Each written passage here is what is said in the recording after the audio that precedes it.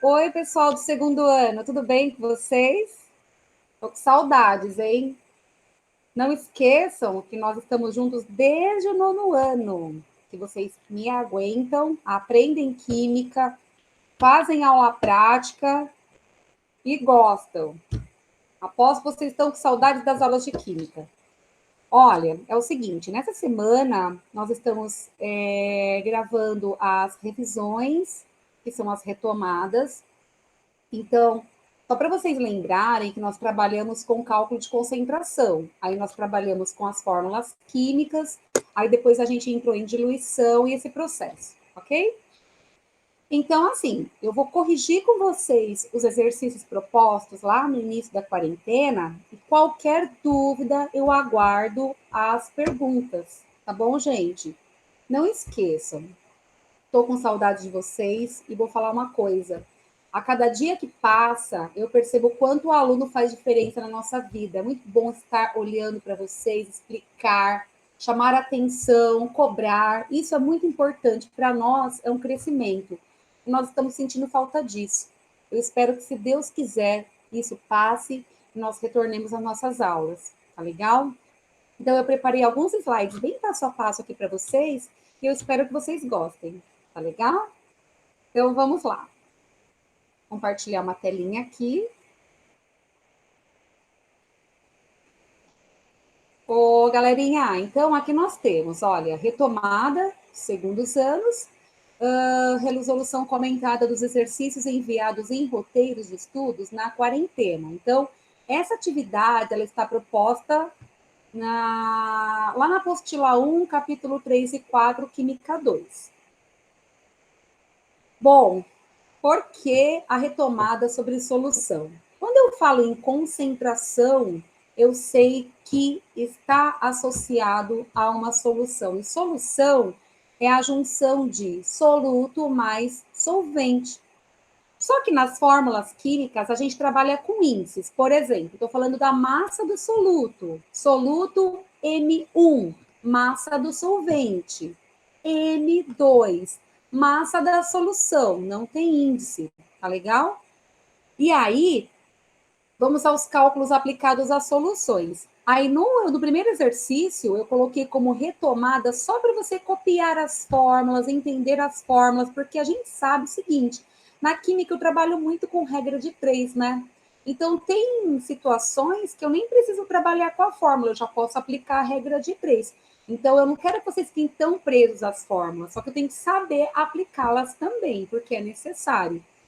Então, o primeiro exercício que nós temos é um exercício para vocês reescreverem as fórmulas químicas. Então, olha só, reescreva as fórmulas e explique concentração em grama por litro, molaridade ou concentração em mol por litro, título em massa, título em volume, fração molar do soluto e solvente, molalidade e concentração em ppm parte por milhão.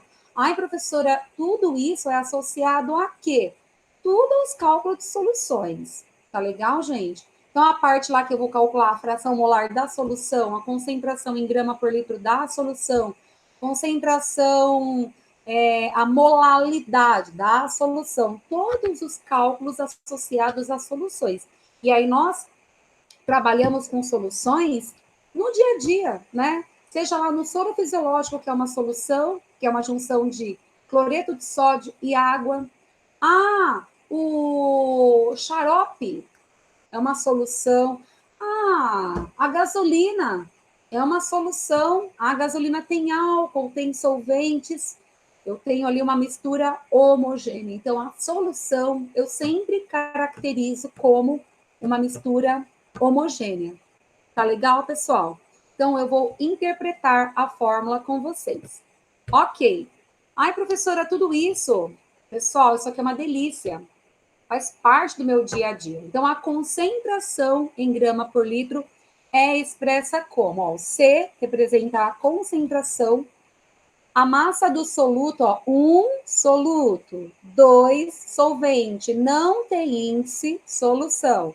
A massa do soluto pelo volume da solução. Título em massa. Tesão. Massa do soluto, massa da solução. Ó, M1. Eu quero em porcentagem, eu multiplico por 100. Fração molar do soluto, eu calculo também do solvente. Represento por X. Fração é uma parte, né? Então, se eu somar a fração do soluto com a fração do solvente, tem que totalizar um, que é 100%. Como que eu faço esse cálculo? Eu pego o número de mol do soluto, divido pelo número de mol total. Do solvente, número de mol do solvente pelo número de mol total. A molalidade, que é diferente da molaridade, ok? Aqui eu chamo de molal, represento por W. Então, aqui eu tenho número de mol do soluto pela massa do solvente em quilogramas. Lá no exercício, eu vou passar para vocês essa fórmula mais trinchada. Fica mais fácil quando você não tem o número de mol, aí você pode abrir essa fórmula de um outro jeito, que eu vou mostrar lá para vocês. Não vou comentar aqui, porque aí, cadê, professora? Então, lá na hora do exercício de molaridade, eu mostro para vocês. Concentração em ppm. Ah, mas o que é ppm? É parte por milhão. O ppm a gente usa quando você tem uma quantidade muito pequena do soluto numa solução. Por exemplo, pasta de dente tem o fluoreto de sódio.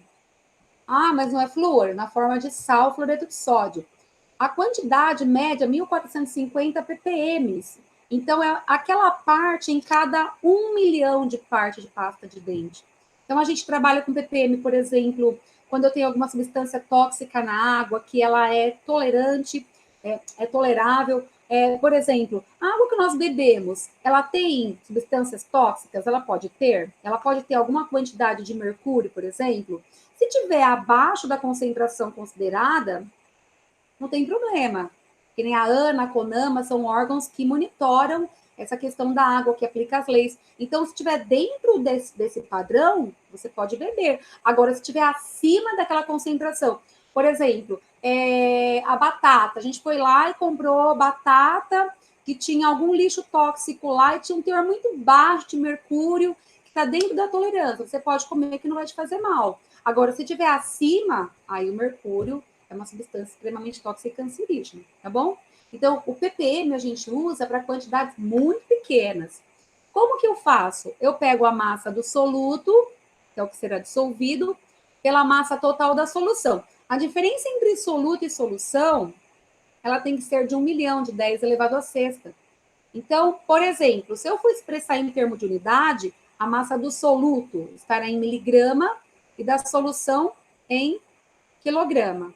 Ou eu posso ter também outras unidades, contanto que entre soluto e solução, você tenha 10 elevado a sexta de diferença. Ó, pessoal, retomando o que eu tenho aqui, N é mol, mas é M, professora? Não, M é massa. Por que N? Porque é número de mol. Emão 1, massa molar do soluto em gramas por mol. Esqueci como eu calculo. Eu preciso da fórmula química. Por exemplo, H2O, fórmula da água. Como que eu calculo a massa molar dela? Eu pego a massa do hidrogênio, a massa do oxigênio e eu multiplico pela quantidade. 2 vezes 1 do H, mais 16, que é um O, 18 gramas por mol.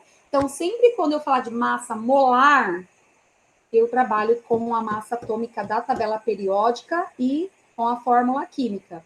O M2, ó, a massa do solvente, quando tiver 1 soluto, 2 solvente, quando não tem índice, estou trabalhando com a solução. Tá legal, pessoal? Então, ó, esse primeiro slide é a retomada das fórmulas, porque, como aplicar a fórmula química? Eu tenho que entender a fórmula para poder fazer uma aplicação correta. Para não ficar decorando, gente, não vamos trabalhar com decoreba, a gente trabalha com conceitos, trabalha com interpretações. E então, tem muito caso aqui que dá para usar a regra de 3, tanto que na resolução eu trabalhei com vários exercícios usando a regra de 3. Ó, beijo para vocês, tá bom? E estou muito feliz fazendo essas gravações, espero revê-los lá. Beijinho, pessoal. Vou se despedir aí no primeiro slide. Beijo.